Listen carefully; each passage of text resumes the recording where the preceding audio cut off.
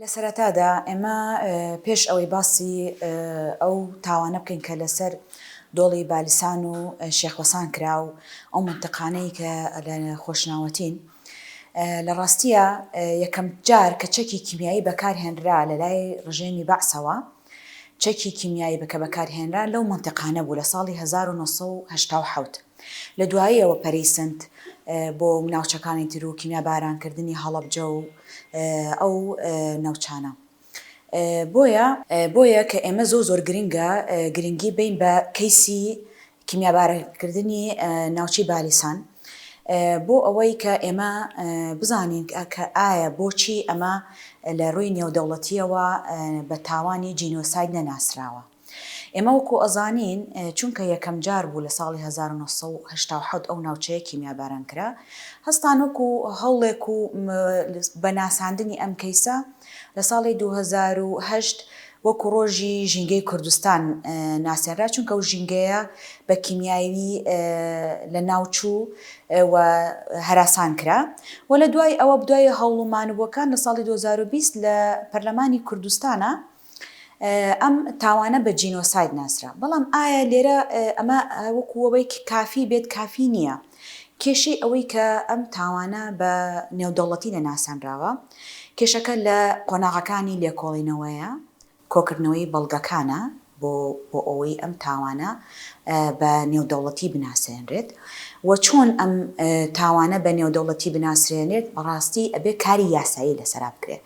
لە ئێستا لە هەرێمی کوردستانە ئیشکراوە لەسەری ئیشکراوە لە ڕووی ڕێکخراوەکانەوە لە ڕووی تیمی پارێزەریەوە لە ڕووی پەرلەمانەوە بەڵام بەپی پێویست نییە تەنها یعنی زۆربەی زارەکیە تەنها هۆشیاریە بەڵام کە ئەڵین بەپی پێویست نییە یعنی هەنگاوەکانی لێکۆڵینەوە بە قۆناغە تەواوەتیەکان تێنەپەڕیوە. ئێمە خۆمان نەزانین تعریفی جینۆساید لە ساڵی 1944ەوە لەلایەن پارێزەری پۆڵەندی ڕافایل تعریفی جینۆسایدی کردو لە دوایەوە چووە لای UN گرتوەکان لە ساڵی 1948 لەلایەن 153 وڵاتەوە تعریفی جینۆسایدیان کرد. ئێمە ئەبێ چی بکەین وەکو گەلی کورد وەکو ئەم ناوچانە چی بکەین کە لە ڕووی یاساییەوە تەواوی بەڵگەکان پێشکەشی دادگانە دەوڵەتیەکان کەین کە بڵین ئێمەش ئەو خاڵانەی کە لە نەتەوەیە گرتوەکان باسکراوە بە جینۆسایدکردنی تاوانێک ئێمەش ئەم هەنگاوە ئەم خاڵانە ئەم بەڵگانەمانتیایە لەو تعریفانەیە کە ئێوە کردوتانە ئێمەش ئەم تاوانە بە جینۆسایدێکی نێودەوڵەتی بناسێنین. ئینجا ئەم تاوانەی کە لە بەرامبەر گەلی کووردا کرا و لەو منتقەیە بە تایبەت لە بالیسانە لە جینۆساید گەورەترە. بۆچی ئەم قسەیە؟ ئێمە تعریفێکی نێودەوڵەتیمان هەیە بۆ جینۆساید، تعریفێکی دەوڵەتیمان هەیە بۆ پۆلەتیکساید، تعریفێکی نێودەوڵەتیشمان هەیە بۆ دێمۆساید. دێمۆساید بەرفراوانترە یعنی بەرامبەر کۆمەڵێک خەڵک بکرێت یعنی ئەم خەڵکە یعنی تەنها ڕەگەزی نییە کە زەن جینۆساید بەرام تاوانێکە بەرامبەر ڕەگەزێک بەرامبەر هۆزێک منتقەیەک یان بۆ منە بەسەر ئایدۆلۆژیکی سیاسی ئەمان لەوە زیاتر بوو یعنی کۆمەڵێک هاوڵاتی بوون مناڵ بوون ژن بوون کەسانێکی سیڤیل بوون بەڕاستی یعنی تەنها جینۆساید نییە بڵێن وەڵا بۆچی ئەمە نەکراوە بە جینۆسایدێکی نێودەوڵەتی نا لەوە گەورەترە. ئەمەش بۆ ئێمە کێشەمان لە چیە لە بە علمیانە بڵێن کێشەمان لەوەیە کە چۆنێتی بەڵگەکان بە شێوەیەکی یاسایی بە شێوەیەکی قانونی بە شێوەیەکی تەرتیب کە ئەمە کۆیکەین و پێشکەشی دادگای نێودەوڵەتیەکان کەین. ئێمە خۆتان نەزانن ئەگەر بۆ نمونە ئەمە بە دادگای نێودەوڵەتی دانی پیا بنێ زۆر لایەن هەیە کە زەرەرمەند دەبن کە ئەوانیش بۆ نمونە زەرەرمەند دەبن یان بۆ نمونە خۆتان ئەزانن ئەگەر تاوانێک دانی پیا بنرێت بە بۆ نمونە جینۆساید ئەبێ قەرەبوو بکرێتەوە لە ڕووی مادی بێ یا لە ڕووی معنەوی بێ ئەبێت ئەم لایەنانیان بۆ ئەنجام بدەن کە ئەمەش کە وا ئەکات زۆربەی حاڵەتەکان پشتگوێ بخرن چونکە خۆتان نەزانن ئێستا ئەو قوربانیانەی کە کیمیابارانە چ بالیسان بێت چ ئەو ناوچانە بێت چ هەڵەبجە بێت بەڕاستی قەرەبوویەکی ئەوتۆ نەکراونەتەوە کە ئەو زیان لێکەوتوانە و یەک شتی تریش ئەگەر ئێمە ئەم تاوانی جینۆسایدەی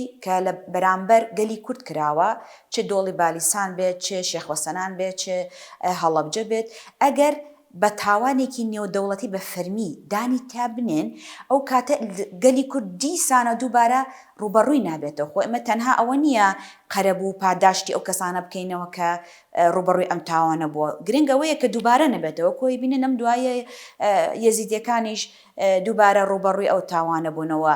و لە زۆر ناوچەی تری کورد ڕۆژانە ئێمە لە ئایندەش بۆی هەیە کورد ڕوبەڕووی کیمیاباران بێتەوە، ڕوبەڕووی کۆمەڵکوژی بێتەوە، ڕوبەڕووی زۆر شتی تر بێتەوە. بەڵام ئەگەر ئێمە کار بکەین بۆ بە نێودەوڵەتیکردنی ئەم تاوانە و بەڵگەکان بە قۆناغی لێکۆڵینەوەی تەواوەتی بڕوا و فایلەکان لەلایەن کۆمەڵێک کەسانی شارەزای لە ڕووی چ لێکۆڵینەوە چی یاسایی. ئێمە بۆ نمونە لە بەشی بەڵگەی تاوانە دەرسێکمان هەیە کە لە هەرێمی کوردستان و لە عێراقی یەکەم جار ئەخوێنرێت. دەرسەکە باسەکە لە تەحقیقکردن لە گۆڕی بە کۆمەڵ، تحقیقکردن بەوانەی کە بە کارەساتێک بە کۆمەڵ کوژی ئەکرێن. ئەمە وەکو تحقیقێکی ئاسایی نییە، بۆ نمونە کەسێک کوژرا بە یان لە جەرائیمی حربێکی ئاسایی. ئەمانە ئەوێ بە بەڵگەوە بە شێوازێکی زانستی کە لێکۆڵینەکە و کرد ئیسبات ئەەکەی. خاڵی یەک ئیسباتی چیەکەی؟ ئیسباتی ئەو جۆرە چەکە کیمیاییەکی کە بەرامبەریان کراوە، ئیسباتی ئەوە ئەەکەی کە ئەمانە کە هەموو پێناسەکانی کە نەتەوەیە گرتوەکان دایانناوە بۆ کۆمەڵکوژی و بۆ جینۆساید و بۆ دێمۆساید و ئەوانە کە ئێمە بەڵێ بەم بەڵگانە خاڵی یەک خاڵی دوو ئەمانە ئەیگرێتەوە کەواتە فەرمونون کۆمەڵگەی نێودەوڵەتی ئێمە کەیسەکەمان نێودەوڵەتیە و دانی پیابنن.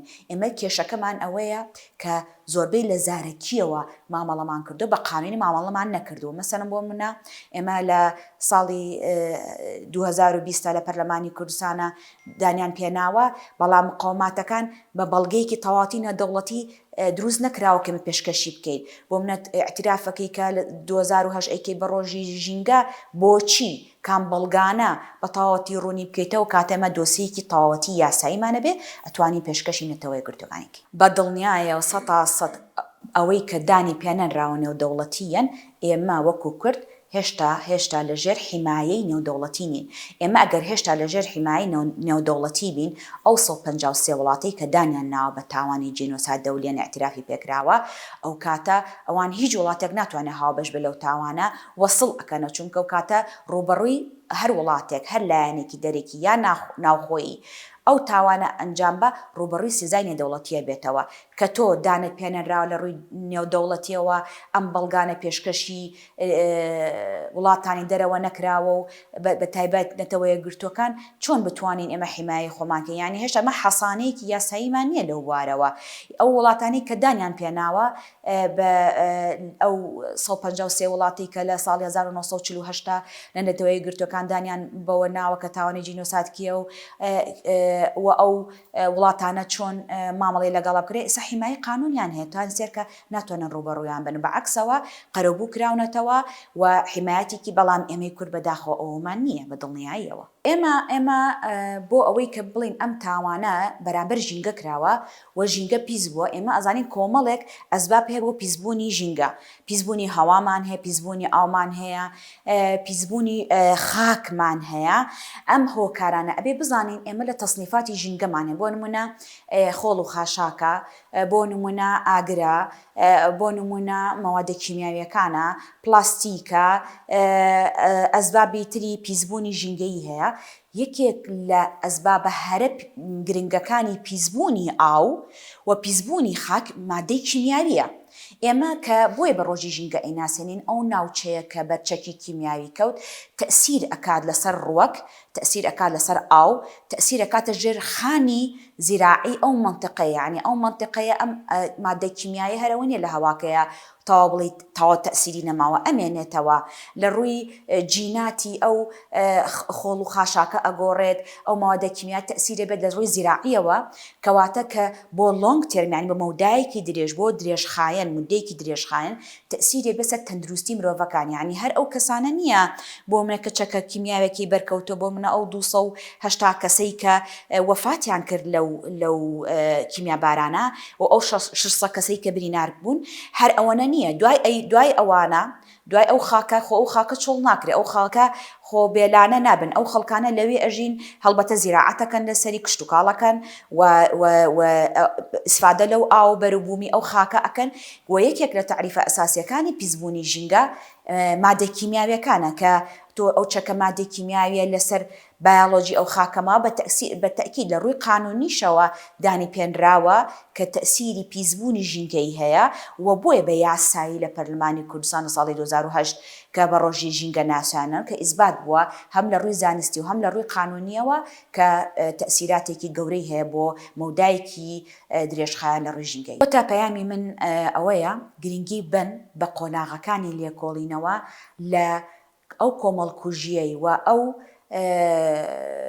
گۆڕی بە کۆمەڵانەی کە لە هەرێمی کوردستان ئەکرێ و کۆمەڵکوژی بەهۆی چەکی کیمیایی بێت یان بە هەر چەکێکی تر و گرنگترین هەنگاو بۆ ئەوەی ئێمە ببین بە نێودەوڵەتی و ئەم تاوانە بە تاوانێکی نێودەوڵەتی تعریف کرێت ئەبێت لە ڕووی قۆناغەکانی لێکۆڵینەوە هەماهەنگ بێت لەگەڵ ئەو بەڵگە نێودەوڵەتانی کە داوایەکەن بۆ منە لە ئەوان بە چه بەڵگەیە اعترافەکەن ئێمە بە قۆناغەکانی لێکۆڵینەوە بگەین بەو هەنگاوانە دڵنیا بە زۆربەی تاوانەکان کە بەرامبەر گەلی کورد کراوە لە ڕووی نێودەوڵەتی و اعترافی پێکرێت.